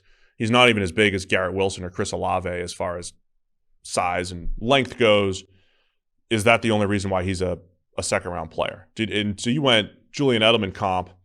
My concern with any Julian Edelman comp is what I mentioned earlier about the intensity and the aggressiveness. And I think Moore has a lot of that as well. Does he? That's my question. Do you think Sky Moore has enough of that, or is he just another guy who's like, he's a good route runner, he's fast enough, he does all these other things? That's part of why he reminds me of Edelman, because there's a ton of plays where he is led into like horrific contact and just pinballs his way off players and bounces through and gets a ton of yards after contact that you wouldn't necessarily expect him to. Yeah, I think that's part of why I like the Julian Edelman comp, is I think he has that grit and toughness and determination. Awesome. The Edelman thing, though, is really fascinating because, like, we're in this world where is Julian Edelman a Hall of Famer is a topic that gets talked about before, right? Which, if you're going to have that conversation, you need to have the conversation of, well, if you were drafting over now, based off what we know about Julian Edelman, where would he go in the draft? Like, if he's arguably a Hall of Famer, he therefore has to be a first-round pick, right? Even if he is limited and not, a number one X receiver. Of course he would be. Right. So that's the Sky Moore conversation. It's, okay, he might not have the ability to be Jamar Chase, but if he can be Julian Edelman, that's a first-rounder all day long. Oh, absolutely. I agree with that. So, yeah, that's everything. I mean, that's why mock draft season is hilarious, because if you rewind 3 years and say, okay, let's look back at this draft class 3-4 years ago. Who were the most valuable players? It's probably 15 first-rounders, a few second-rounders, and then there's random third-rounders and seventh. Edelman was a seventh-rounder. So, yeah, they're all over the place. But that's where wide receiver, I think, becomes very awkward as a position group, because everybody sort of in their head, everybody is looking for the next Julio Jones, right? The prototypical size, speed, height guy that can win as an X receiver and just dominate. But there's also Z receivers. There's also slot receivers. There's all these different parts that can contribute to an offense, some of which, if they're good, are incredibly valuable. But I think we focus on what they can't do. So slot receivers, we're like, well, he's only a slot receiver. If he's only a slot, we can't possibly draft him in the first round. So, well, okay, but you go back long enough, we didn't want to draft those guys at all, right? We had the Wes Welkers going undrafted out of Texas Tech, and then we had to it turns out he was a really good player once we put him in the right role. So I think for a receiver, way too much attention is put on what players can't do and the limitations, as opposed to, well, if we put him in the right role, what he's good at, how good can he be? That, to me, is the Sky Moore conversation. If you put Sky Moore in the right role, how dominant can he be in your offense? And I think the answer should be easily first-round pick value worth. So you'd put Sky Moore in the first? Yes. That's the last guy that you have a first-round grade on? Indeed. Uh-huh. All right, I got Sky Moore at 6 as well. You want to rehash your top 6 real quick? A little reset here? Garrett Wilson, number 1. Chris Olave, number 2. Jamison Williams, number 3. George Pickens, in little ACL row here, number 4. Drake London, number 5. Sky Moore, number 6. And Traylon Burks, number 7. Okay, so I've got Garrett Wilson, Chris Olave, Jamison Williams, same top 3. And then I go Drake London, Traylon Burks 5, Sky Moore 6, George Pickens is my 7. Okay. So we have the same top 7. Yes. Okay, so we have the same top 7, and I do believe, I feel like this is where things drop off a little bit. Yeah. We both have the top 7. It's not, but at the same time, if people have Sky Moore, George Pickens, and my next guy is Jahan Dotson from Penn State, if they have all of those guys in the second round, I could see that. I don't know. I think all of the guys in the top 7 have something potentially special that they're bringing to the table. Well, here, and then once you get into Dotson and some of these other guys, there's just more question marks. Here at least is where we start to diverge, I think. Okay. So you have Jahan Dotson. Yeah. You have him way lower. Yeah. Right. Quite a lot lower. Yeah. I also didn't, I don't feel great about re-ranking. I don't feel great about this next group. That gets me to 10 plus here. I have Jahan Dotson 12. Okay. Anything you like about Dotson before you give me your his ball skills are fantastic. Yeah. Like I don't think he does anything special except that. Yeah. And he does that genuinely special. Really well. And the play that I talked to you about before was one of the most annoying. I hate plays like this where you watch it in the first half of the rep, he gets crushed. In the second half of the rep, he fixes with an absurd one-handed catch, like backhanded one-handed catch that looks like Chris Carter, playing in practice, catching from the jugs machine, but he's got a DB draped all over him and then walks in for a touchdown. You're like, well, what the hell do you do with that? Because he got crushed almost off the field in press coverage and the ball never should have gone anywhere near him. And then he fixes it with a one-handed catch that 2 people can make. You say, nice catch, kid. Yeah. But in terms of sort of, scouting and instructive purposes, I don't know what you do with a play like that. So, but that his tape is kind of littered with that. It's you're going to need to give him a lot of free releases. You're going to need to give him space to work with. Once he finds space, he's capable of making spectacular catches when the ball arrives. I want to try to find a production comp for Dotson. I'm going to search and find somebody with a really low drop rate who I don't think is really special in anything else. While I'm doing that, give me who's your number 8 receiver here? My number 8 is Jalen Tolbert from, where is he? South Alabama, yeah. Really? Yeah. I like him a lot. I think he does everything pretty well. Now, I will say, so the way that my comps for Drake London were part of the reason I was getting a little bit twitchy? Yeah. It's when the players that a guy is reminding you of are all of a similar level, and that level isn't special, it's yeah. I really like Jalen Tolbert, and the guy that he was reminding me of was Rashad Higgins, who I really liked. And okay, Higgins has hung around a while. It's not like he's amazing. Was that because Higgins looked really fast in the Mountain West and then ran 4.64? Yeah. Because I'm watching Tolbert, I'm like, he's running away from everybody, and he ran a 4.49, which is fine, but he looks fast at that level. He just reminded me a lot of him and Higgins, I think, did everything well at the college level. Now, there's 2 things that are different. One, Tolbert is better as an athlete. Higgins showed up, ran in his 4.6s, and it was like, crap. That's not great. Tolbert, his testing was fine. His testing was good. So immediately we're talking about two slightly different levels of athlete. Two, Higgins seems to have had some like fairly significant attitude, off-field stuff working behind the scenes. Doesn't seem to have been great for Rashad Higgins, right? Like randomly went AWOL or whatever. Like this bunch of stuff for him that you're like, yeah, that probably didn't help his NFL career. Whereas everything you hear about Jalen Tolbert, it's like hardest worker in the room, great teammate, all this kind of stuff. Now, this is all sort of hearsay and secondhand information, et cetera, but where there's smoke, there's probably fire. So in two different ways, I think he elevates himself from a guy like Higgins, even if I quite liked both of them in very similar ways. But yeah, I think he does everything well. And given his athletic profile, I'm kind of on board. Yeah, I think with Tolbert, he's one of those guys. Sometimes when you look at average depth of target and then yak, they're usually, if you're high average depth of target, you're going to be lower yak, right? Just because you have fewer after the catch opportunities. Inversely proportional, right? He's high in both, right? So he gets targeted down the field and he's a really good yak guy. Now, some of that can be scheme based too. I think he's really good on those over routes, but there's something about Jalen Tolbert where he catches the ball, gets upfield, gets to top speed quickly.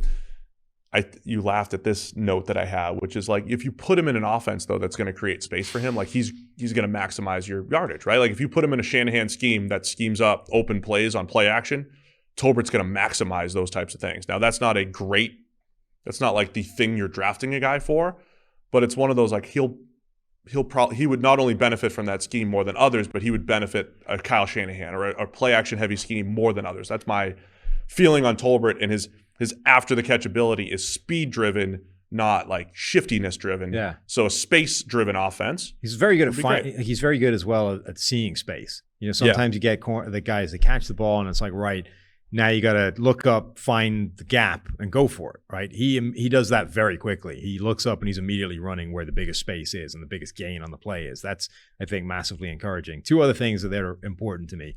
Number one, South Alabama, so not the biggest competition or not the best competition in the world. This is like Cooper Kupp as well. Every time he stepped up and faced better competition, he didn't just perform the same, he performed better. Like Tolbert's best play came against the best competition. Yeah. That's huge if you're going to play at a lower level. Number two, a lot of you write positives, you write negatives, you write them out, and that's kind of that's your analysis of a guy, right? He's one of those guys when you write out the positives and the negatives, you look back at it and you're like, wow, the positives way outweigh the negatives here. When you look at a guy and sometimes you just get lost in the tall grass and the abstract nature of what it is you're describing, but then you kind of re-glance at your positives and negatives and it potentially makes you reassess what you thought of a guy. When you look back at Tolbert, it's like, what's not to like? Like there's a giant column of positives and this tiny little negatives thing. I'm in. I did the opposite one time with Andrew Billings. I did the opposite one year and he had like a 90 grade and I'm like, I'm going to rank him really high. And then I had way more negatives than positive. Like, no, that's not good. That's not the way I wanted to match it. So, yeah, I mean, I think it works both ways. But I think it's a useful exercise sometimes to do that and go back and like look at your pros and cons, because sometimes it does make you kind of reassess what you thought about a guy. It's like, oh, I thought this guy was actually amazing or terrible, but that's not what my notes reflect. Yeah. Can I just cluster the next few? Because I had him at like 11, and I don't really see a big difference between a bunch of these guys. Here's the other thing I really like. He attacks the ball at the catch point, and he's slight. He's another one of those, like he's tall and lanky and all that stuff, but he's at least aggressive at the catch point. He doesn't always win. He's not the most physical guy at the catch point, but he is aggressive, and I do think you need some of that, right? You can't never win at the catch point at that size. You can't just be a speed receiver, but that, to me, that gives him a couple different ways to win. And I say speed receiver for him because I think his game speed is good, even if it's 4.49 official 40. Game speed, aggressive at the catch point. I do think there's a lot to like about Jalen Tolbert. Mm-hmm. So he's your 8. Yep. My 8's Jahan Dotson. I got Alec Pierce from Cincinnati. Same. At 9. Yeah. You do too? I do. Okay. What'd you like? Pierce at 6'3". I won't embarrass you with what your comp was. No, do it. To me, watching his tape, he looked like what I thought was Scotty Miller with ball skills. And then you were like, but he's 6'3". I was like, what? Look, Just didn't feel 6'3". Yeah, I didn't get 6'3" from him at all. Yeah. He did strike me as a guy that has great speed, great explosiveness. But unlike Scotty Miller, where that ball needs to basically hit him in a bucket, Alec Pierce will go up and make plays, and he'll snag that thing out of the air. I don't think he's great at that, but definitely better than Scotty Miller. Yeah, and good at it, I think. And I was getting explosion and speed and burst off the line from him. I liked him a lot, and he's one of those guys where Chris Sims has him as like his number 2 or 3 receiver or something nuts like that. And I connected those dots. You hate our friend, a good friend, Austin Gale. You hate his comps. Almost all of them, yeah. But he used DJ Chark as a comp for Alec Pierce, who was also like Chris Sims wide receiver 2 the year when everyone else had Chark 7 or 8. Yeah. And there was a point where Sims looked pretty good. Right. Chark's start to his career was fantastic. He did taper off. But I think you're describing Pierce's ball skills as good. I think they're just okay. And that does remind me of Chark, right? It is just pure explosion and speed. I think he's iffy at the catch point. He's not where the top guys are. He's not where wide receivers 20 to 25 are. He's in the middle somewhere. I think Chark kind of makes sense there. Your Scotty Miller adjustment kind of makes sense there. But when I watch Pierce, he flies off the line of scrimmage, doesn't he? The burst, that acceleration. It is incredible. Whereas, remember when we talked before about Jamison Williams, his speed is stupid on phase 2 of speed. Yeah, right? Alec Pierce is phase 1. That initial burst off the line is really good. So that's where I think it was Frank Reich a couple years ago. He was talking about Michael Pittman, and he was talking about what they're looking for in receivers. And he said something to the effect of, when they get off the line, corners have to feel something, right? They have to feel your speed, they have to feel your quickness, they have to feel your strength, whatever that might be. And Pierce makes a corner feel that acceleration, that burst. He did run a 4.41. He did vertical jump 95th percentile, 41 inches. Broad jump was 91st percentile. This is one of those where like the film, the explosion drills and the workouts match the film, where Pierce is making a corner feel speed. And that's just going to create room for him on underneath routes. So he'll be able to get open there. He'll be able to get open a little bit down the field. So there's a lot to like about Alec Pierce from Cincinnati. Mm-hmm. He's our 9, both of our 9s. 10, I've got Christian Watson from North Dakota State. Yeah. You're 10 with Watson? I'll flip Tolbert to 10 and Watson to 11. Watch this, I'll just switch it. Now I got Tolbert 10 and Watson 11. Yeah, and Watson is the guy that's gaining a lot of steam right now and gaining traction. People are throwing him up draft boards, firing him towards the first round and into it because of his combine. 6'5". Do you want to read the combine to you? Sure. 6'5", 208. Hand size 94th percentile. 40-yard dash was 4.36. Yeah, 92nd percentile. The 10-yard splits, we have them. I don't know how accurate they are historically. It's probably tough to get real accurate 10-yard splits, but we have them 99th percentile. 1.46 10-yard split. Vertical, 39 inches. That's 84th percentile. The broad, 11.4. 11 feet, 4 inches, 99th percentile. I don't know if this will show up on the screen, but if you can dial in on this graph, let's see. That's the sort of trend graph right now. Oh, there it is, yeah. Draft. He's gone from like pick number 140 down here to up here. We're into the first round based off that combine performance. Like his draft stock has just been skyrocketing. Yeah, it is. Like right now, where 41% of people are sending him to Green Bay with one of those like ass end of the first round draft picks. Which is interesting because you know who he reminds me of?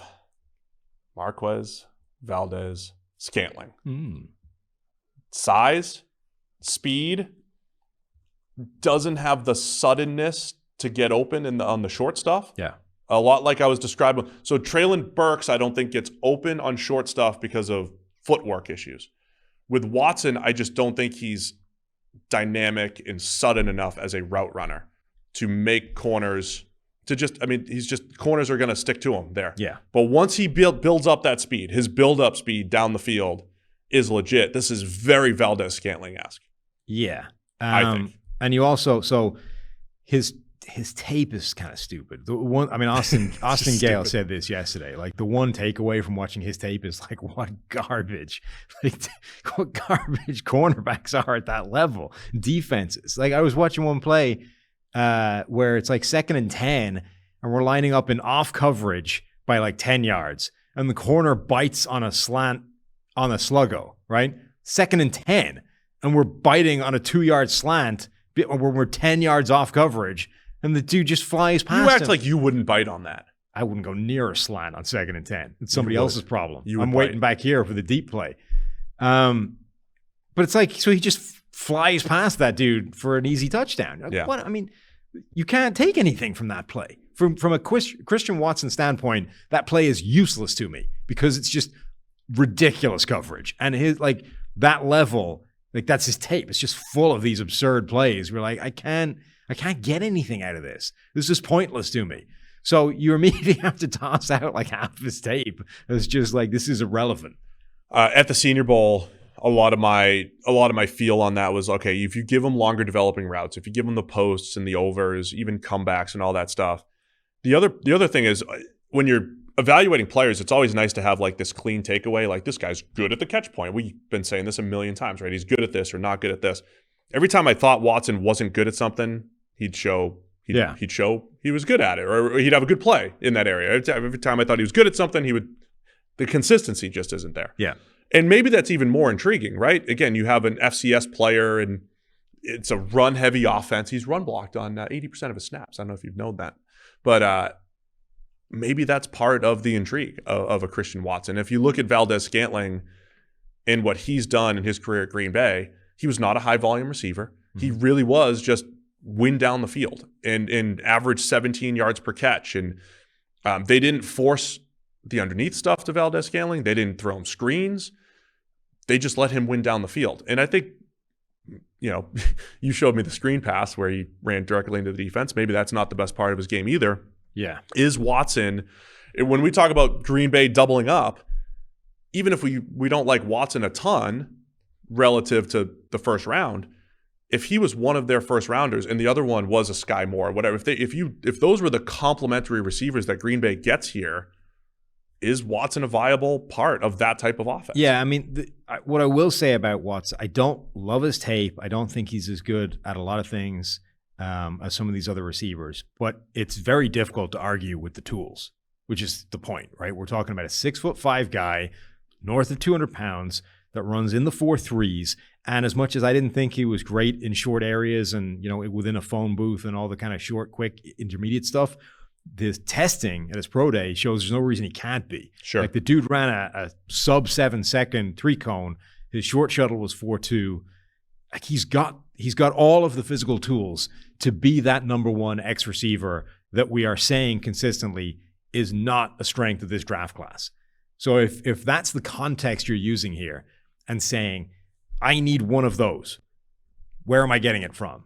And you either, roll the dice on somebody like a Treylon Burks and hope that you hit his high end of expected outcomes, or you say, I mean, if we could get Christian Watson, like, ideally, if we could get him in the second round as opposed to burning 22 or whatever on him. Sure. Like, if we can get him in the second round, he has the ability to develop into that guy. And you can't say that about many of the receivers in this draft class. So I'm lower on him than a lot of people, but I at least understand the hype.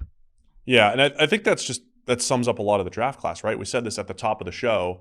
Coming out of the combine, it felt like, man, how much size and speed is there in this draft?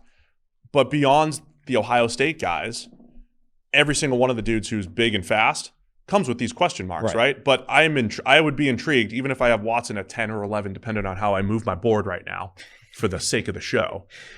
Even if I have him that low. Yeah.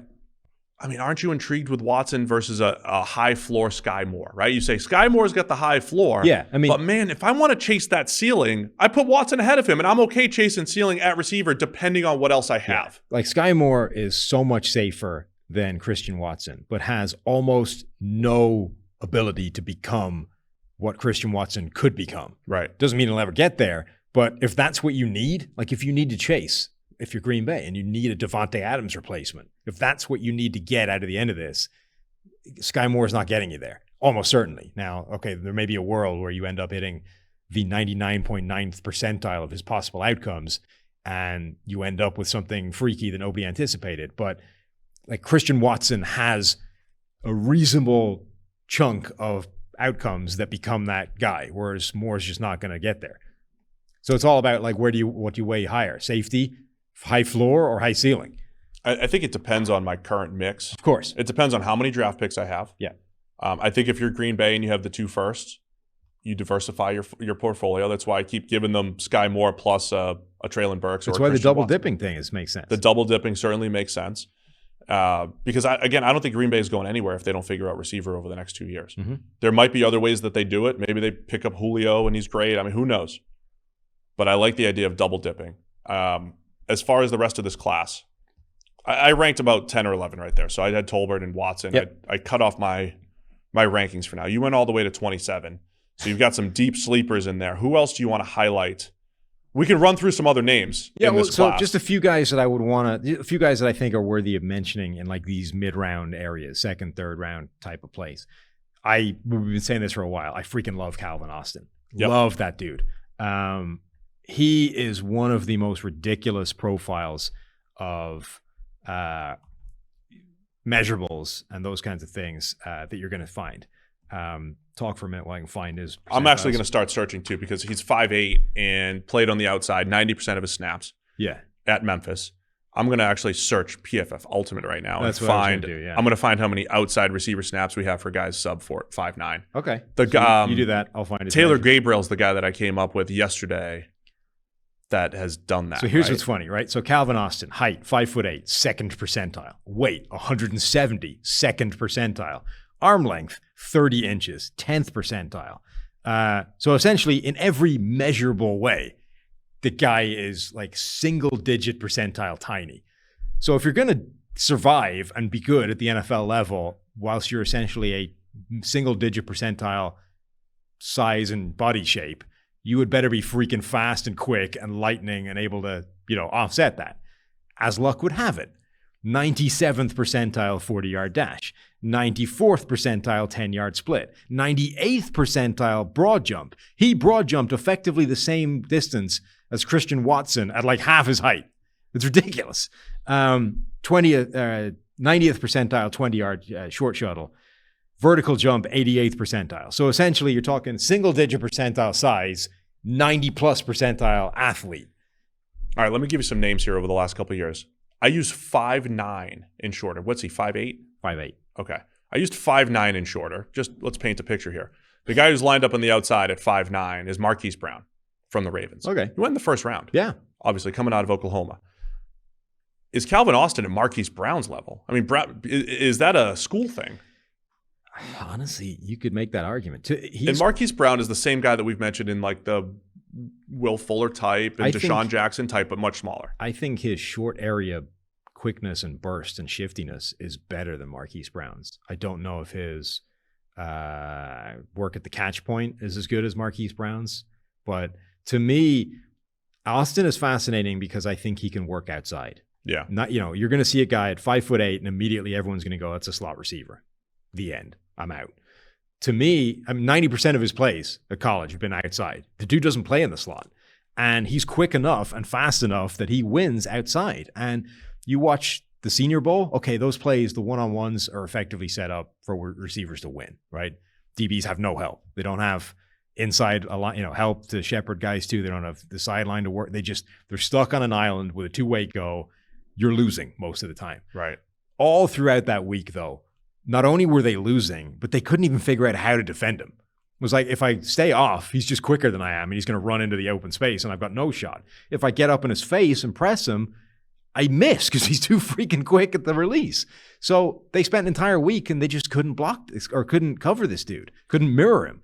I think that plays. And there's a bunch of these guys where you think about it. To me, he's like a mini Santana Moss. And okay, Santana Moss was already mini to begin with, but that's what we're talking about. Or, Deshaun Jackson is a tiny receiver, like 5'10", 165 or something. That guy's been a 10-year perennial deep threat that's made every offense he's been on better.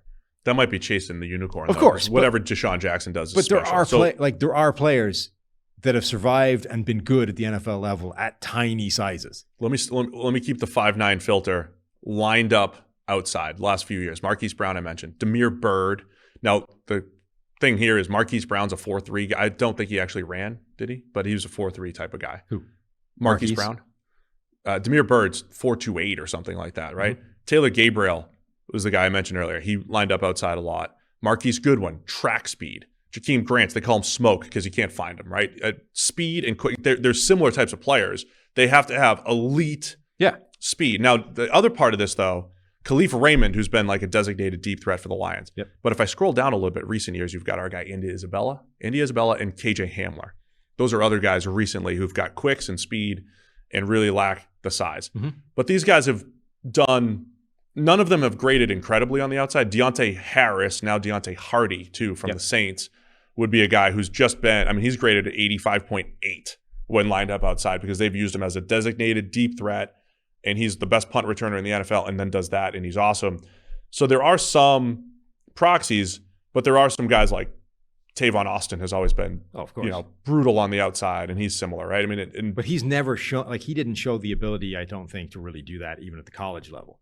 Like, Tavon Austin was always this kind of gimmick receiver who thrived off jet motion and, weird. Like, he was the guy that whose his college offense was just trying to get the ball in his hands, right? Whereas Tavon Austin has shown an extensive history of being a dominant player. Calvin Austin has shown an extensive history of being a dominant player on the outside. We just need to make sure it works at the NFL level. Yeah, so look, we're not putting him in the first round or anything like that. Once you go to 5'8", by the way, it takes away a lot of these top players I said. I mean, it is Deontay Harris. It is...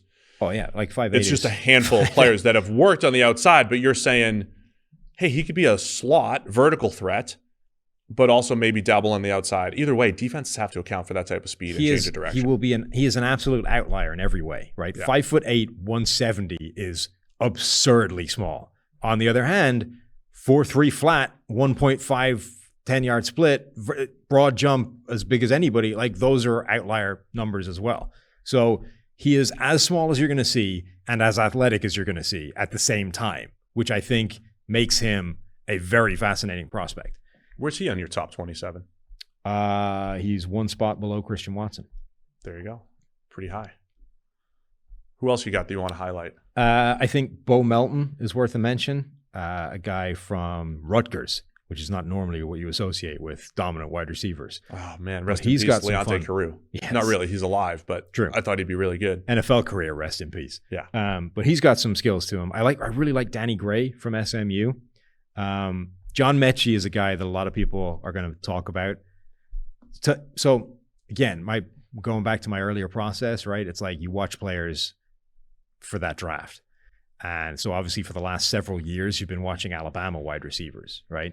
Because there's been a ton of them come out, whether it's Henry Ruggs, Jerry Jeudy, Devontae Smith, Jalen Waddle. And you're going to see from one year to the next, you see the next guys coming, right?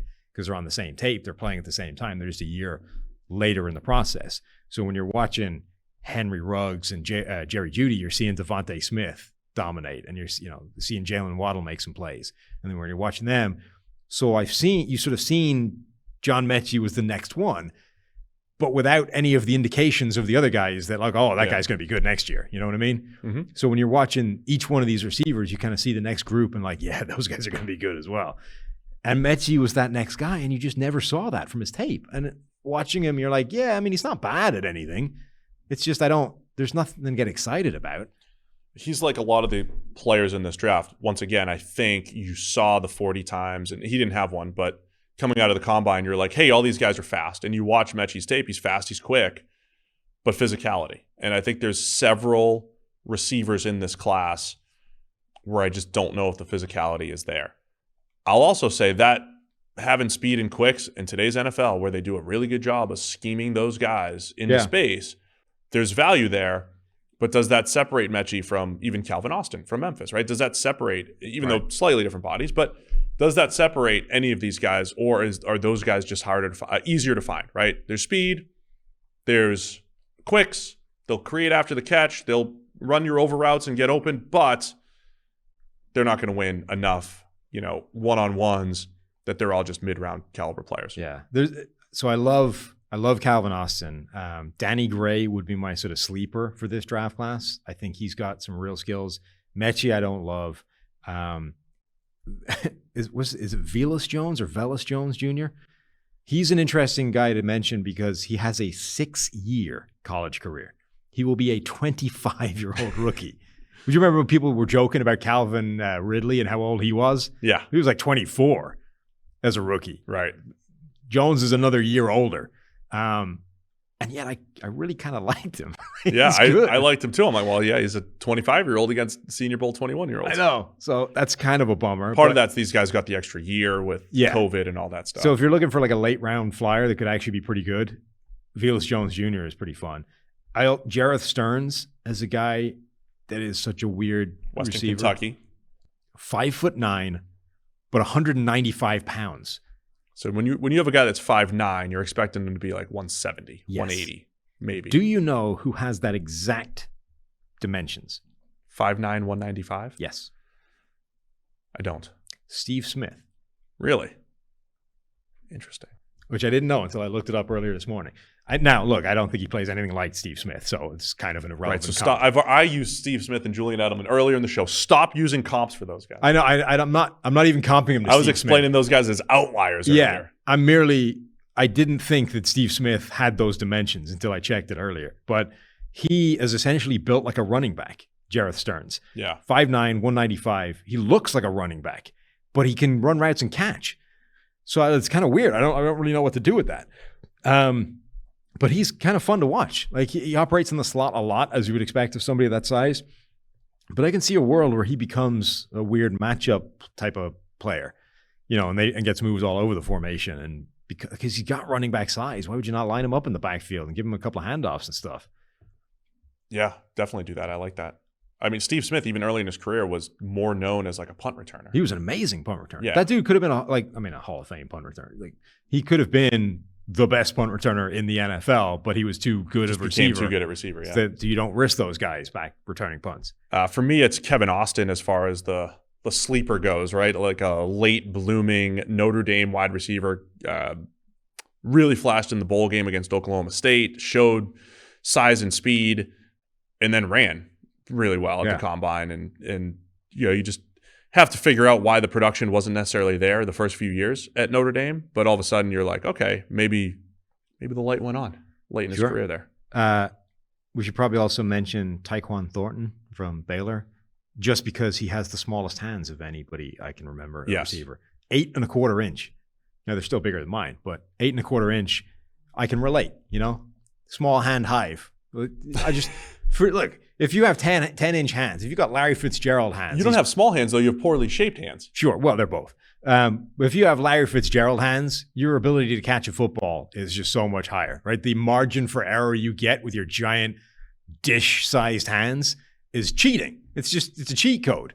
If you're like me and Tyquan here with your tiny hands, it's just harder. You got to concentrate a lot more on that ball when it's in the air. Because if you're off by an inch, you drop it.